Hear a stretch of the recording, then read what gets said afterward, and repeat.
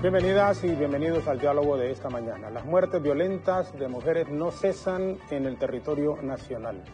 La situación se vuelve preocupante porque se ha convertido en otra pandemia que no encuentra cura y que permanece en la impunidad. Según datos del Observatorio de la Violencia, cada 30 horas pierde la vida una mujer en condiciones violentas y más de 110 han sido asesinadas en el país en lo que va del 2021. El 60% de los casos fueron perpetrados por sus parejas. Las muertes de mujeres no distinguen edad ni estatus social. Los crímenes se cometen en horas del día o de la noche, sin estimar que muchos de ellos son cometidos frente a sus propios hijos o a sus propias madres. Durante este fin de semana ingresaron, por ejemplo, a la morgue capitalina 29 cuerpos, de los cuales 4 eran de mujeres. Y en las últimas 2 semanas se constata que al menos una docena de mujeres perdieron la vida de forma violenta. ¿Por qué la mujer es vulnerable y hasta desprotegida por parte de las autoridades? Esta es la pregunta que nos hacemos cada vez que escuchamos sobre la muerte de una fémina.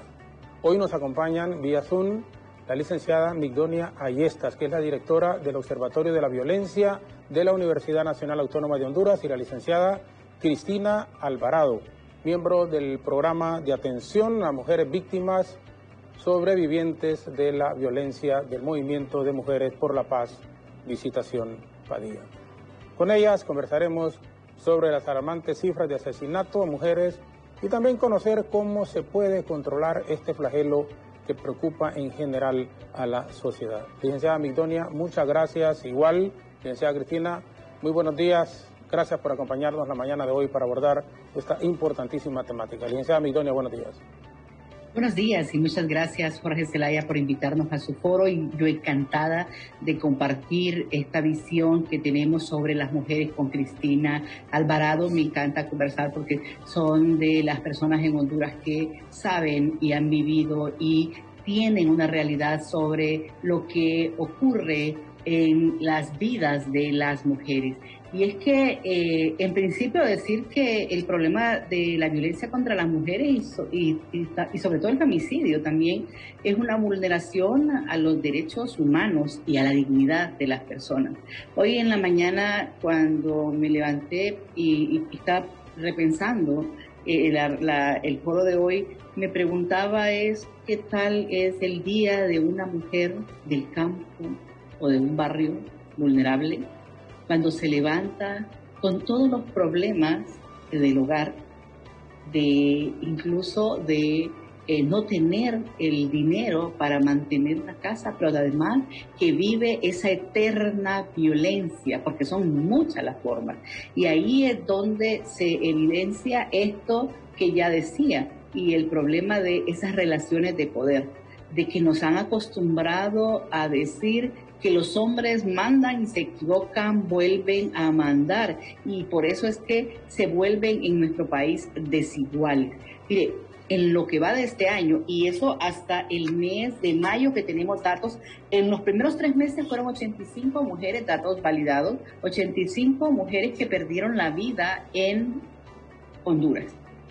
Pero ya en el mes de mayo iban en promedio 25 mujeres, es decir, 110 casos, sin establecer, el mes de abril y el mes de mayo, que estamos en proceso de validación, ya iban 120 mujeres al 10 de mayo, es decir, van más de 130 mujeres que están perdiendo la vida en Honduras. Y esto, si lo comparamos con el año anterior, que eran 135 hasta el mes de mayo, ya está aumentando la cifra. Y es que año con año estamos viendo que las mujeres están perdiendo la vida, quedan en las escenas de crimen y al final no sabemos qué pasó.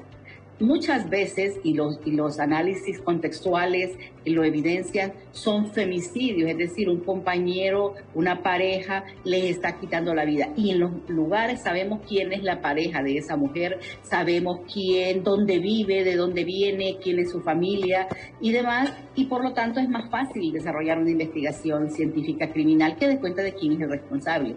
El problema es de la decisión política de hacerlo, porque en Honduras siempre estamos diciendo que vamos a investigar y efectivamente no hay gestión por resultado o no se da cuenta de esos resultados. Mire, desde el año 2005 que el observatorio tiene datos, 16 años, 6.425 mujeres han perdido la vida. Pero si hacemos un análisis de los últimos 5 años, del 2012 al 2000, por ejemplo, 19 o 20, en su mayoría de esos casos, casi el 60.3% en esos años, son femicidios. Es decir, su pareja, alguien que está cercano a la víctima, como su exnovio, novio, enamorado y demás, le está quitando la vida. ¿Y por qué no desarrollar una investigación? ¿Por qué no establecer investigación científica criminal en los municipios donde hay más violencia? Históricamente también sabemos cuáles son los departamentos y los municipios. Y ahí tenemos a Tegucigalpa, San Pedro Sula, Choloma, El Progreso, La Ceiba, donde más violencia contra la mujer se presenta. Pero y la pregunta es, y si sabemos eso, georreferenciamos el delito, como dice la Policía Nacional, entonces, y la violencia contra las mujeres está ahí y todavía no evidenciamos. Y es que, como establece el movimiento de las mujeres, la violencia contra las mujeres es un continuum, es un proceso que va desde la violencia física, la violencia psicológica a la sexual, hasta que llega a una muerte violenta. Vean, si analizamos los homicidios, el 90% ocurre en hombres, el 10% ocurre en mujeres. Y podrán decir, pero es que son menos casos. Es la gravedad del daño, las lesiones que se producen en esas mujeres y lo histórico, es decir, desde el nacimiento muchas veces hasta que mueren, sufren de este tipo de violencia. Y el problema de ello es que vemos, si lo analizamos en agresiones, la mayor parte de lesiones que llegan a medicina forense son mujeres que han sido agredidas.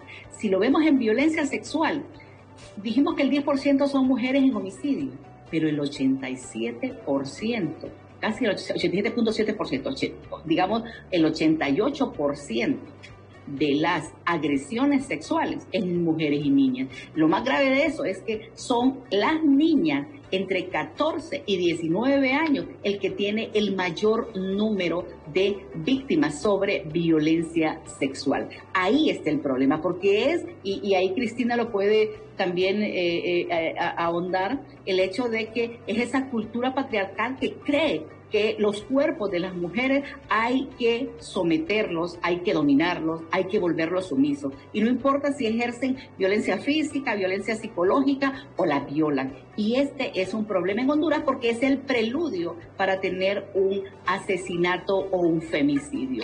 Esto es lo grave del país. Día con día están perdiendo la vida las mujeres. Este año, si vemos cuáles son los municipios más violentos, por ejemplo, San Pedro Sula, en casos, cuando teníamos 120 casos, hasta la primera semana de mayo, el municipio del Distrito Central fue el que más datos reportó, 15 casos.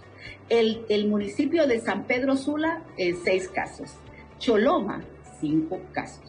5 víctimas de violencia. Luego sigue Santa Bárbara, el municipio de Santa Bárbara también está siendo especialmente violento.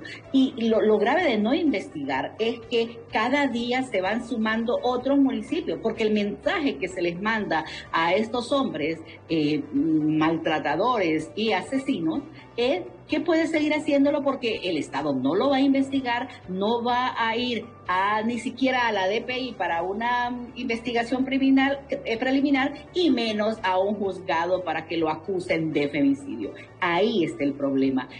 No solo es un dato, sino que la grave vulneración a los derechos que sufren las mujeres en Honduras, y muchas de ellas lastimosamente no se están dando cuenta de que están sufriendo estos tipos de violencias y por lo tanto no denuncian y siempre preguntan ¿y por qué no denunciaron? ¿No? Es como nos enseñan, es como nos educan el problema. Perfecto. Bueno, las explicaciones que nos ha dado en la introducción la licenciada y estas nos permiten entonces adelantar algunas consultas que teníamos aquí para la licenciada Cristina Alvarado. ¿Por qué las mujeres son entonces el sector en su concepto más vulnerable en Honduras particularmente? Y buenos días una vez más, gracias por acompañarnos.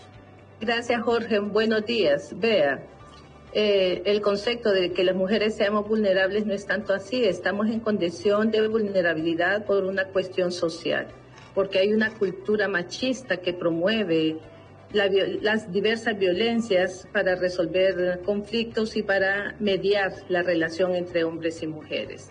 Pero además, esta indefensión obedece precisamente al abandono del gobierno y del Estado de Honduras en materia de derechos y de legislación y de respeto a los derechos de las mujeres. ¿Qué quiero decir con esto? Sucede que en un país donde se aprueba un código penal que disminuye las penas de todo lo que se refiere a derechos de mujeres, disminuye las penas de femicidio, disminuye las penas en el delito de violencia sexual, deja a las mujeres en la total indefensión, porque además nos enfrentamos con tomadores de decisión que no tienen la voluntad política ni el compromiso para asumir este enorme reto de prevenir las violencias, y nos encontramos entonces con estrategias de seguridad que no contemplan estas violencias que se gestan en los hogares de Honduras, pero además con funcionarios públicos sordos, absolutamente sordos, sufren de una sordera crónica cuando les estamos señalando, cuando hemos presentado evidencia científica, cuando el YUDPAS, el Observatorio de la Violencia, nos apoya para hacer este tipo de análisis y les estamos demostrando que en principio las mujeres no están delinquiendo, que las mujeres son instrumentos de guerras entre hombres, que estamos sufriendo unas guerras intestinas dentro del país, que no es tan cierto que todo está resuelto en términos de la delincuencia y del crimen organizado. Todavía existe y las mujeres estamos siendo instrumentalizadas. Las mujeres estamos siendo víctimas de esta violencia atroz que se gesta en lo público, pero que también tiene sus raíces en lo privado. Mientras no resolvamos esto, mientras el Estado no asuma con responsabilidad este asunto, pues vamos a seguir perdiendo seres humanos, vamos a seguir perdiendo mujeres valiosas, hijas, madres, hermanas, amigas, y lo más terrible es que se está normalizando esta violencia, se normaliza y ahora abramos el periódico, veamos las noticias a ver cuántas muertas hay, y creo que esto nos está restando de una humanidad y sobre todo de la sensibilidad, porque hoy es una desconocida, mañana puede ser una persona muy cercana a nosotras, porque en este país, por el simple hecho de ser mujeres, estamos en riesgo de sufrir una muerte violenta o un femicidio.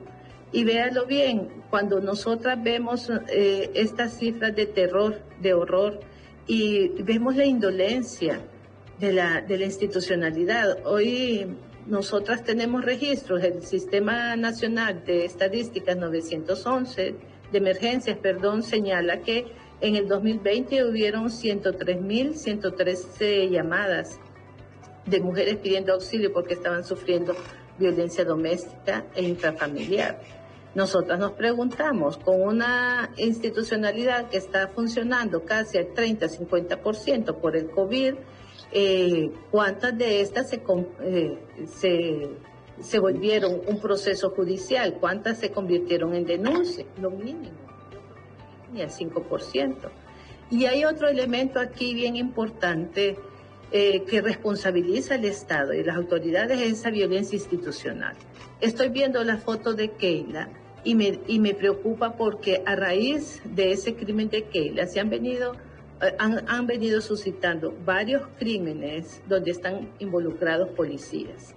Ya vimos el fin de semana el asesinato de las 2 jóvenes en Olancho y que está vinculado con un policía que perdió la vida en un accidente porque iba conduciendo en estado de ebriedad, pero que lo vinculan a ese crimen. Entonces, nosotras nos preguntamos, no estoy señalando, no estoy diciendo que toda la policía es criminal, pero que están ocurriendo y estamos viendo estos vínculos con la criminalidad de un sector, de una institución que se supone sirve y protege a la población hondureña.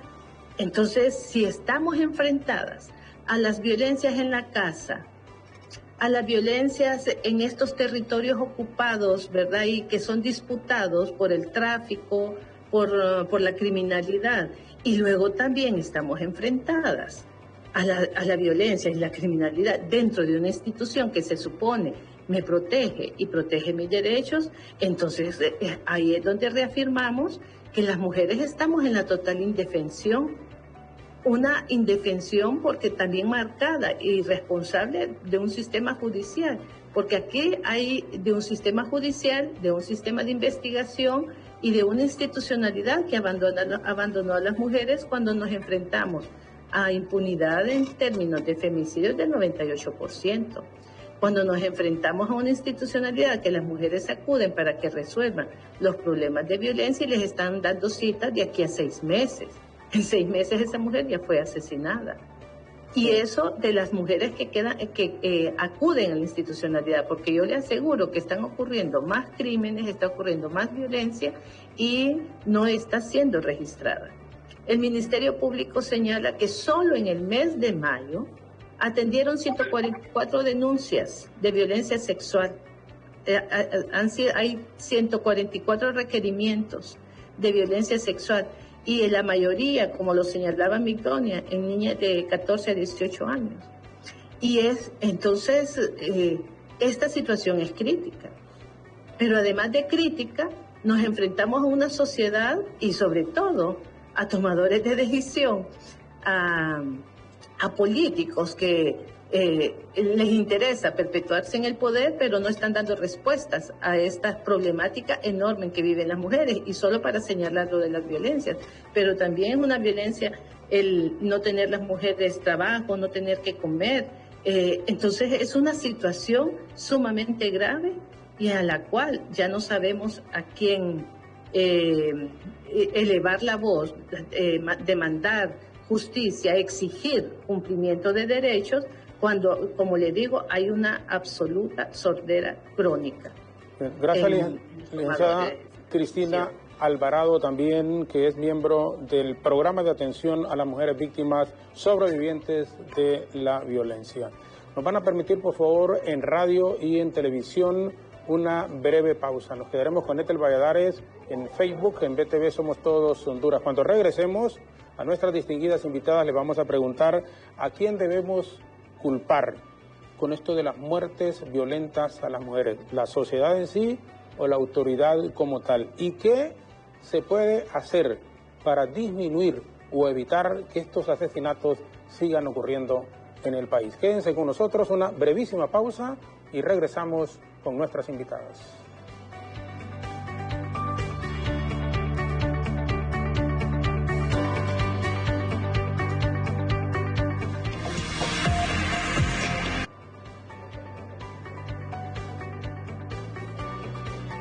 Bien, regresamos en este momento en Facebook y en la televisión abierta en la frecuencia de radio 92.5 FM para la zona norte y central del país. Le preguntábamos y la dejábamos al aire el interrogante a la licenciada Yestas, ¿a quién podemos culpar de toda esta situación de muerte de mujeres? ¿A la sociedad misma o a la propia autoridad, licenciada?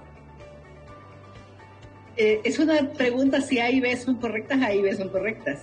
Mire, lo que estamos hablando de cuántas mujeres son víctimas de violencia es la punta del iceberg. Es decir, estamos hablando de la violencia directa que se denuncia. Y como decía Cristina, ¿cuántas son las mujeres que no denuncian? Y ahí hay un subregistro enorme. El punto de esto es, ¿quién es el responsable de esto? En principio, el Estado. ¿Por qué? Porque es el responsable de garantizar la vida de las mujeres. Segundo, los bienes además, ¿no? Y después de las instituciones que se crean para tal efecto. Y ahí es donde decíamos que si no se investiga y no se judicializa, por ejemplo, en el año 2019, que tenemos datos de judicialización, 401 mujeres fueron víctimas de la violencia femicida y homicida, y muerte violenta de mujeres.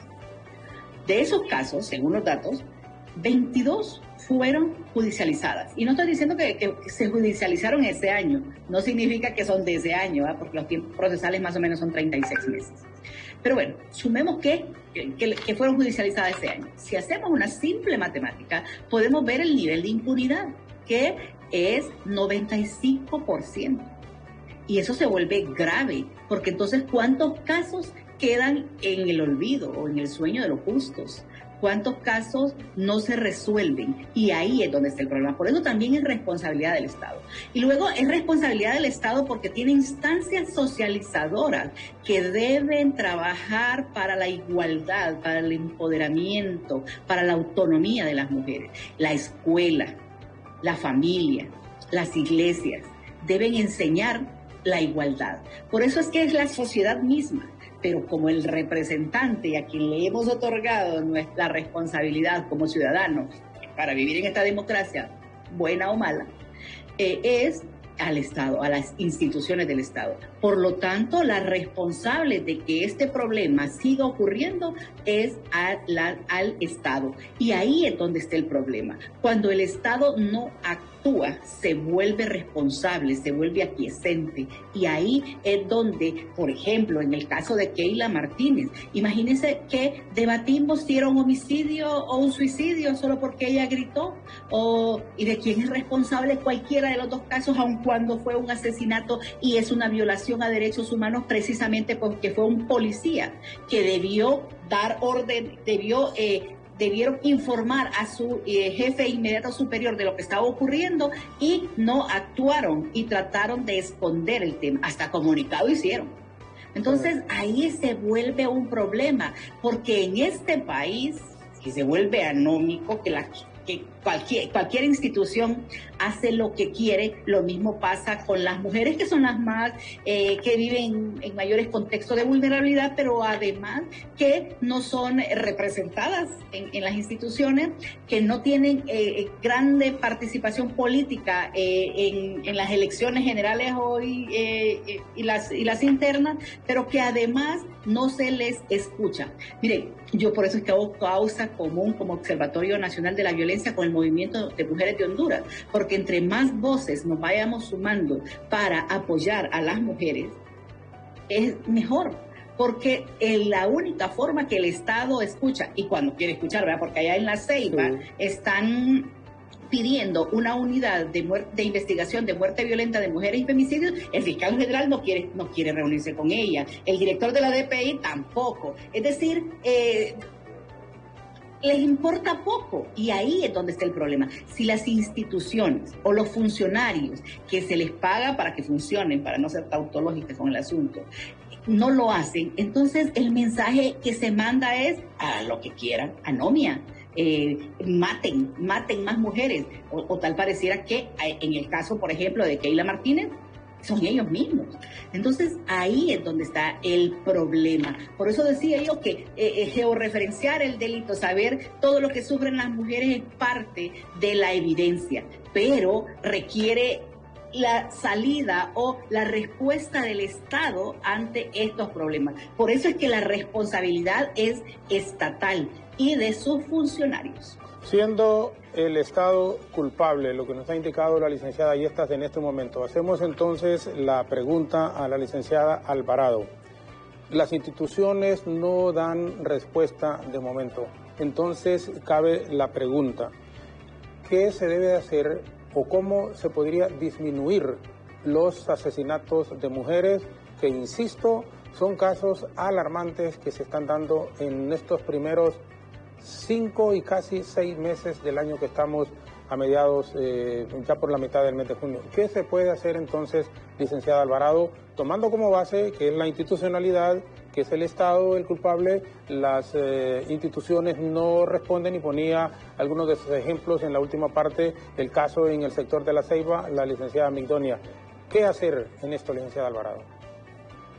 Vea, Jorge, si algo hemos hecho como movimiento de mujeres, como organizaciones feministas, es impulsar una serie de políticas públicas, de leyes, de mecanismos protectores de los derechos de las mujeres.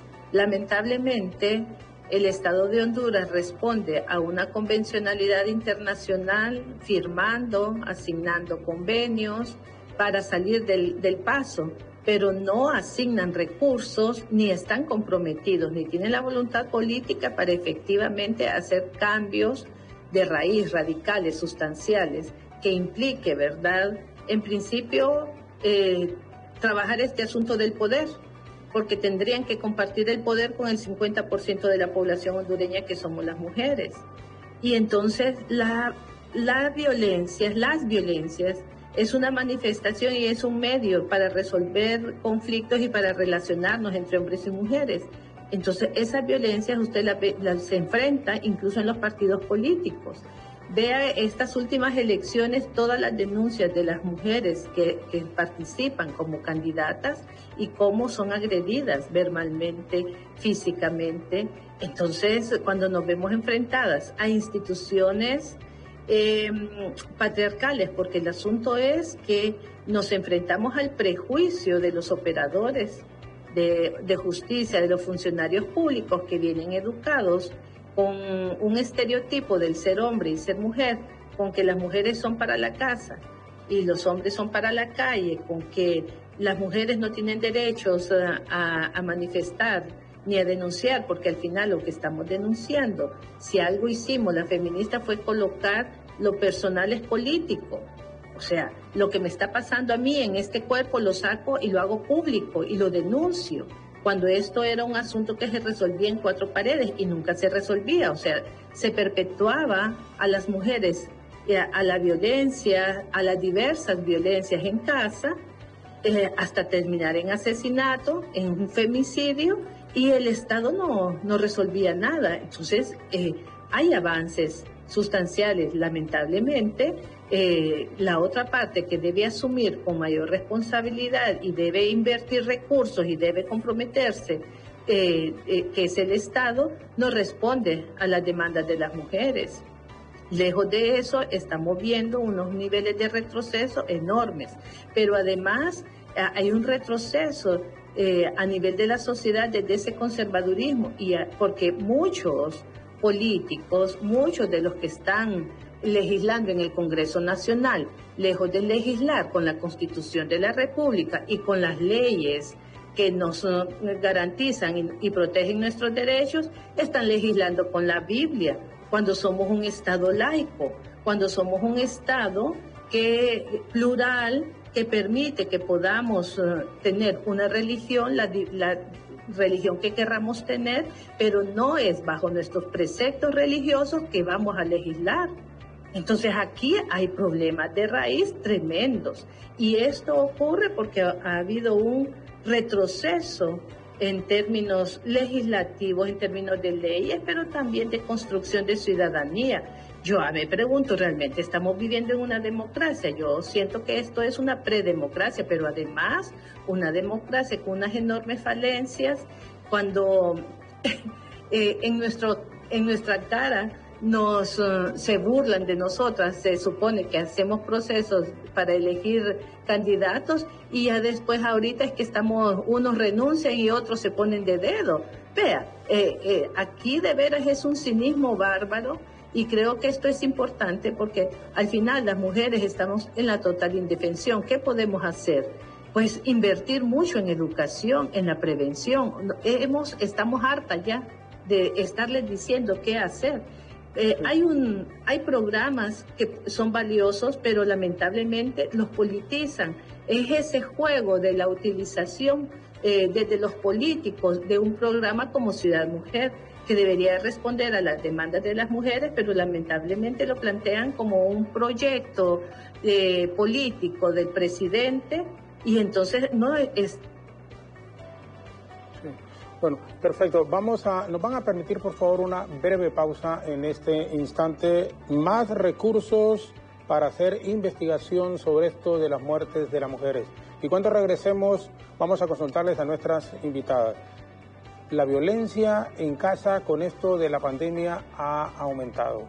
¿Qué se puede hacer? ¿Cómo deben de actuar las autoridades ante las quejas permanentes que se dan de las féminas que están siendo abusadas también en sus propios hogares en este instante? Vamos a la pausa en radio, en televisión, nos quedamos en Facebook, en BTV Somos Todos Honduras, y volveremos con nuestras invitadas. La licenciada Migdonia Ayestas, que es la directora del Observatorio de la Violencia de la Universidad Nacional Autónoma de Honduras, y la licenciada, estamos hablando de la licenciada Cristina Alvarado, quien es miembro del programa de atención a mujeres víctimas sobrevivientes de violencia del movimiento Visitación Padilla. Pausa breve y volvemos en un instante con este tema sumamente interesante, importante. No se justifica estas muertes violentas de mujeres que se han incrementado en los últimos meses, en todo lo que va del año. ¿Qué puede hacer la autoridad? Y con gente experta sobre el tema dando algunas recomendaciones al respecto. Vamos a la pausa y ya regresamos.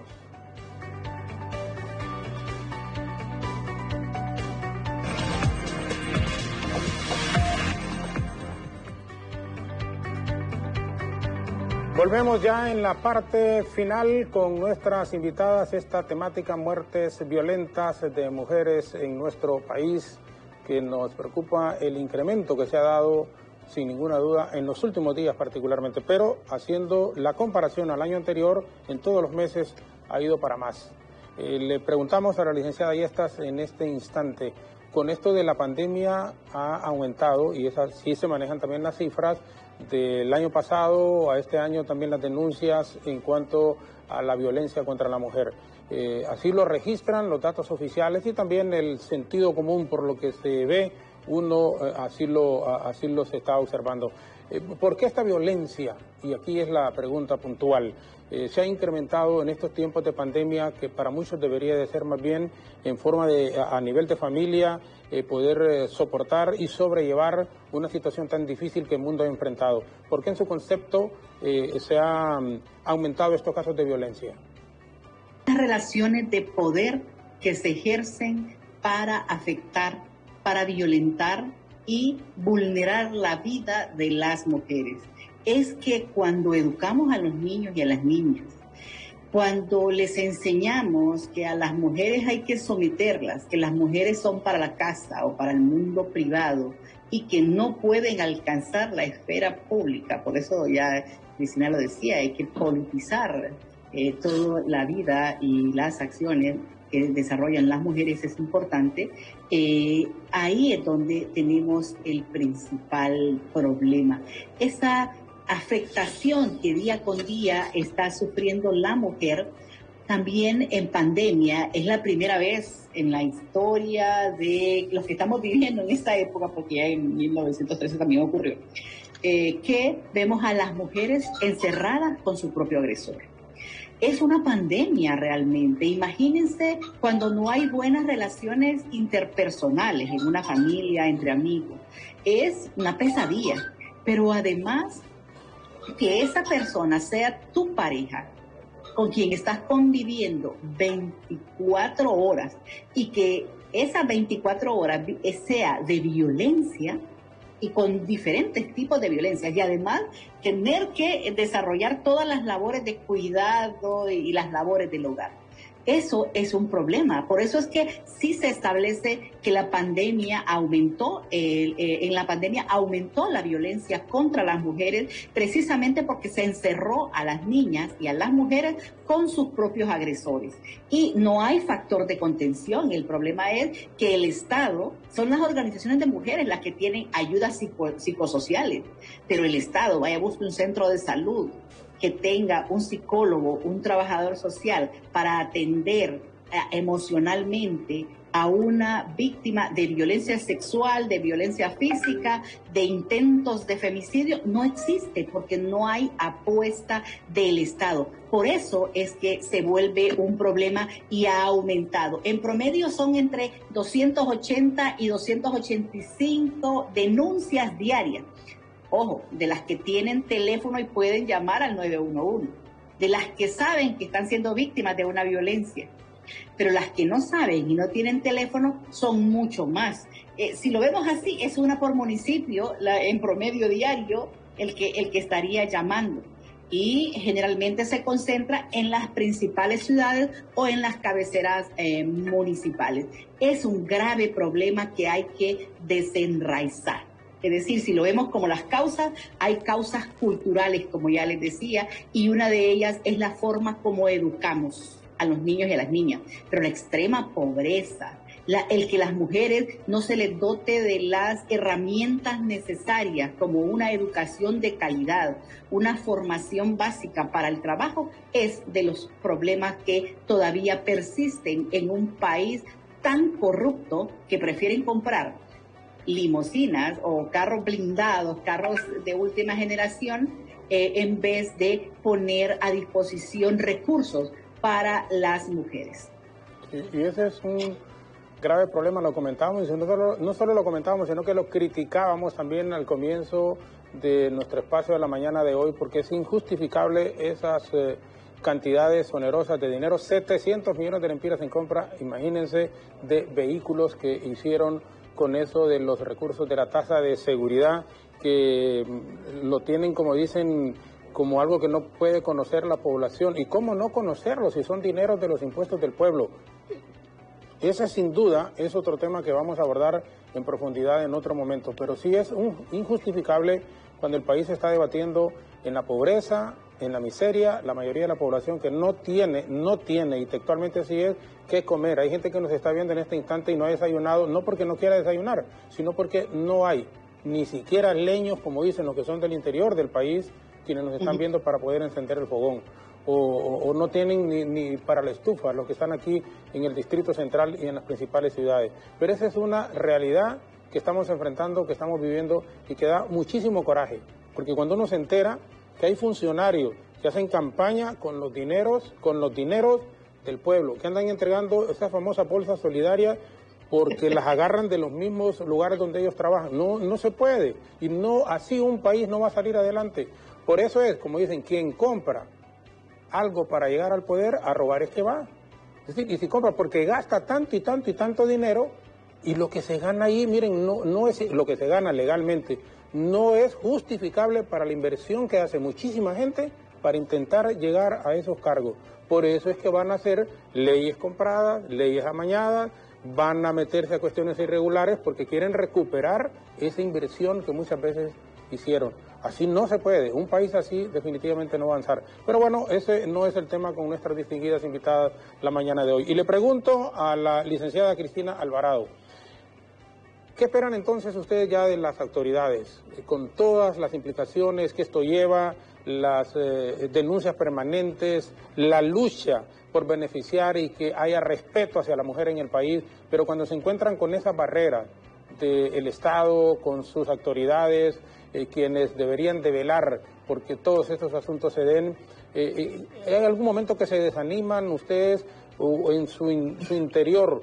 ¿Qué esperan y qué va a suceder y a ocurrir en los próximos meses, en los próximos años en el país con toda esta situación que estamos observando? Jorge, es lamentable porque nosotras cada vez nos sentimos en la total indefensión y sin ninguna respuesta de parte del Estado.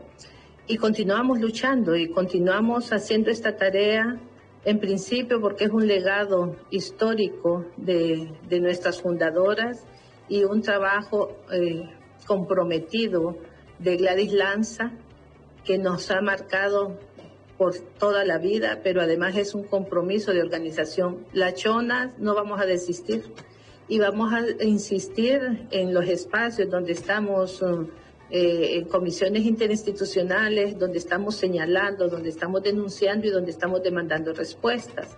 Pero lamentablemente lo que sentimos es que nos dan los portazos en la cara y seguimos haciendo esto, atendiendo a las mujeres, dando respuestas. Yo sí quiero decir, si probablemente a nivel de la institucionalidad no encontramos compromisos firmes y voluntad política, sí encontramos a funcionarios y funcionarias que responden a ese compromiso. Y por eso hay algunas cosas, vamos logrando algo de justicia en este país. Pero no es porque hay una institucionalidad comprometida. Óigame, si es que incluso cuando estamos dentro de esas comisiones nos damos cuenta las dificultades que tienen incluso en coordinar entre ellos mismos, porque hay aquella competencia y aquel celo de liderazgo que cuando son instituciones que por un bien común, una causa común que se supone que es la protección y defensa de los derechos de las mujeres. Y es que aquí hay cuestiones que rayan el ridículo. Por ejemplo, que el INAN no cuente con presupuestos, que el zoológico de Latío tiene más presupuesto que el INAN, ¿verdad? Que Ciudad Mujeres sea un proyecto ligado al Poder Ejecutivo y no esté bajo el mandato del INAN, que es la institucionalidad, ¿verdad? Es el Instituto Nacional de la Mujer. Entonces, ahí nos enfrentamos a estos vicios políticos, a estos vicios del clientelismo político, porque al final los programas y políticas, aquí no se aplican políticas públicas, aquí se aplican políticas asistencialistas que perpetúen y aseguren un voto duro, ¿verdad? Un voto duro para de las personas más pobres y de las personas con menos educación que garanticen, bueno, si es que los votos garantizan, ¿verdad?, a alguien en el poder, porque como aquí también el fraude electoral está a la orden del día y los votos rurales pueden salir en las últimas horas, entonces, vea, transformar esta situación implica una transformación radical y un compromiso de la ciudadanía hondureña, pero además tendríamos que deshacernos de la mafia política que nos gobierna. Solo así podríamos avanzar, porque además, si nosotras pretendemos, bueno, vamos a apostarle fuerte a que lleguen mujeres al Congreso Nacional, esas mujeres llegan comprometidas con un partido político que es eminentemente patriarcal, caudillista, y que está, ¿verdad?, ahí protegiendo los intereses de particulares, no los intereses del país ni de la ciudadanía en general. Entonces, este asunto, Jorge, de debatir sobre las violencias contra las mujeres no está aislado de debatir sobre la democracia y los problemas estructurales de este país. No podemos ver las violencias alejadas de las pobrezas, de las desigualdades sociales y sobre todo, ¿verdad?, de cómo han aniquilado una institucionalidad como salud pública que también debería de garantizarnos programas de salud mental, porque lo otro que no estamos considerando aquí es todo si Honduras no solo es trayecto de la droga, Honduras está consumiendo droga, está consumiendo alcohol y eso agudiza los problemas de violencia en casa. No es la causa, es una agudización, son factores que agudizan, pero aquí no hacemos investigaciones antropológicas de cómo están sucediendo las cosas, de qué está ocurriendo en los hogares hondureños, para que podamos definir políticas donde intervenga educación, intervenga salud, intervengan varias instituciones del Estado que respondan al unísono a un programa de prevención, pero que efectivamente sea un programa de prevención y no políticas asistencialistas utilizadas por el gobierno para sostenerse en el poder, como son las guías de familia, ¿verdad?, que lo que están haciendo es perpetuando la miseria, la pobreza y respetando derechos de las mujeres que trabajan en esas guías de familia por medio salario y que a veces trabajan todo el día.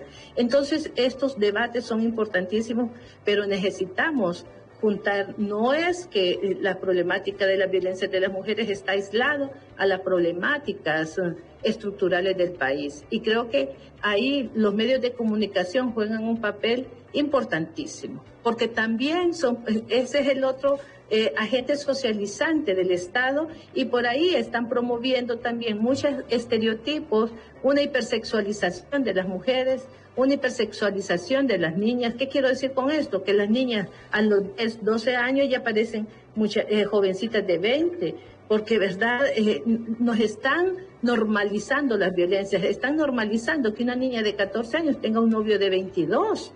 ¿Cómo va a ser posible esto? Entonces nos están acostumbrando a una violencia simbólica y que creo que es importante el papel de los medios de comunicación, porque cuando abordamos la noticia del femicidio, lo primero que hacen es sacar la historia de la víctima y no buscan al agresor. Sí. Evidencian que si la muchacha andaba bailando, que si andaba con estas ropas, luego, ¿verdad?, hablar de crimen pasional. En este momento, a estas alturas del campeonato, cuando hemos hecho una inversión fuerte desde el feminismo para promover un enfoque y un análisis de género en las noticias que tienen que ver con las mujeres y sobre todo las violencias, les digo que realmente deja mucho que desear y es una tarea de titanes la que tenemos, transformar esta realidad, transformar esta manera de ver las cosas implica, ¿verdad?, no solo una tarea de las mujeres, sino de la sociedad en su conjunto. Bueno, gracias, licenciada Cristina Alvarado. Y hizo mención, y quiero decirlo antes de terminar, cuando habló de la chona de doña Gladys Lanza, usted era una, igual a la licenciada Migdonia Cipota, eran unas niñas, pero yo recuerdo eso, cuando doña Gladys era presidenta del Sindicato de Trabajadores de la Empresa Nacional de Energía Eléctrica. Era cuando había muchísimo respeto y tenían credibilidad la dirigencia sindical. Éramos reporteros, imagínese usted en aquellos años, Renato Álvarez, Félix Antonio Molina, Orfa Mejía, recuerdo también a Miriam Mercado, Iris Mencías, Maribel Sánchez, y que nos dispensan como periodistas muchísimo respeto. Y no digamos que en paz descanse doña Gladys Lanza, una extraordinaria, incorruptible mujer, que ni el expresidente Callejas en su tiempo y con aquella popularidad pudo doblegarla, cuando se estuvo casi 2 meses. Y ahí dormíamos, recuerdo, como reporteros acompañando a doña Gladys Lanza. Hoy no ha de sentirse tan porque a veces uno toma otros caminos, pero no es que uno se sienta mal, y se lo digo así con todo respeto y con toda sinceridad, porque yo creo que también hay que entrar, y adentro decirle también las cosas que no se están haciendo bien, y entonces hay que decírselas también a ellos ahí. Por eso uno no comparte muchísimas acciones que se hacen a nivel de gobierno. No podemos decir que nos avergonzamos. Yo no digo, porque cada quien responde por sus actos personales. Por eso ni los dedos de las manos son iguales. Uno responde por sus hijos menores de edad, aunque uno los ha educado, pero no responde cuando ellos tienen más de 18 años. E igual ocurre en las instituciones políticas. No todos los nacionalistas somos corruptos, no todos somos sinvergüenzas. Sinceramente, y se los digo, y aprovecho, es decir, yo sé que ustedes no han manejado este tema, pero sí quiero decirlo porque cuando hizo mención de doña Gladys Lanza, es una persona a la cual, igual que ustedes, uno respetó muchísimo, quiso muchísimo, y quienes estuvimos ahí, quienes fuimos reporteros en esa época, podemos dar fe y testimonio de una mujer que se ganó el respeto de la sociedad en general y que era una mujer incorruptible, como Visitación Padilla y como tantas otras más en este caso, pero que nosotros sí tuvimos la oportunidad de conocer a doña Gladys Lanza. Licenciada Alvarado, muchas gracias por habernos acompañado. Ha sido un enorme placer y vamos a tener nuevas oportunidades. Todo lo contrario, gracias a usted. Licenciada Migdonia, por favor, 2 minutos para cerrar esta comunicación con un mensaje a las autoridades también. ¿Qué poder hacer ante esta situación? Que lo que queremos es que no se siga dando estas muertes violentas contra la mujer. Creo que 2 cosas importantes: desarrollar mayor proceso de investigación científica criminal que den cuenta de quiénes son los responsables. Eso va a mandar un mensaje importante a la ciudadanía de no a la impunidad. En segundo lugar, desarrollar procesos de educación, reeducación, especialmente a los hombres, precisamente para que no sean victimarios. Y eso se vuelve un problema porque cuando vemos y analizamos las violencias que sufren las mujeres, también es una carga enorme para el Estado de Honduras, porque las atenciones en los hospitales, en los centros de salud, eso también es recursos económicos que pudiesen evitarse para que las mujeres tengan una vida plena, con dignidad y con derechos. Licenciada, muchas gracias también a usted. Gracias. Siempre que requerimos de su comparecencia, la tenemos ya sea aquí en el estudio o vía Zoom en este caso. Muchas gracias. Gracias a ustedes. La licenciada Migdonia Ayesta, directora del Observatorio de Violencia de la Universidad Nacional Autónoma de Honduras, y la licenciada Cristina Alvarado, del Programa de Atención a Mujeres Víctimas Sobrevivientes de Violencia del Movimiento de Mujeres Visitación Padilla. Con las muertes violentas de mujeres, la población debe ser consciente y alzar la voz en representación no solo del movimiento feminista en Honduras, sino por todas aquellas víctimas cuya muerte no ha sido investigada ni judicializada. La ola de violencia contra las mujeres se ha incrementado en tiempo de pandemia y, de acuerdo a estadísticas del Observatorio Nacional de Violencia de la Universidad Nacional Autónoma de Honduras, durante este 2021, cada 30 horas muere una mujer de forma violenta. Autoridades aseguran que el repunte de la violencia son etapas complejas. Es un año de mucho reto en el que la criminalidad se ha arreciado y las actividades delictivas se están presentando de manera intensificada. El llamado es entonces a las autoridades a que velen por la seguridad de una nación que, si no muere por la pandemia, muere por no tener comida en su mesa e incluso por el simple hecho de no contar con un ambiente seguro en nuestro país. A nuestras invitadas, muchísimas gracias por habernos acompañado, y a usted que nos ha visto y que nos ha escuchado, la gratitud permanente por estar siempre con nosotros. Mañana les esperamos en otro diálogo de 7 a 8. Alejandra Rivera, Ethel Valladares y Efer Guevara continúan hasta las 9 en punto de la mañana. De nuestra parte, muchísimas gracias, muy buenos días y que Dios les bendiga.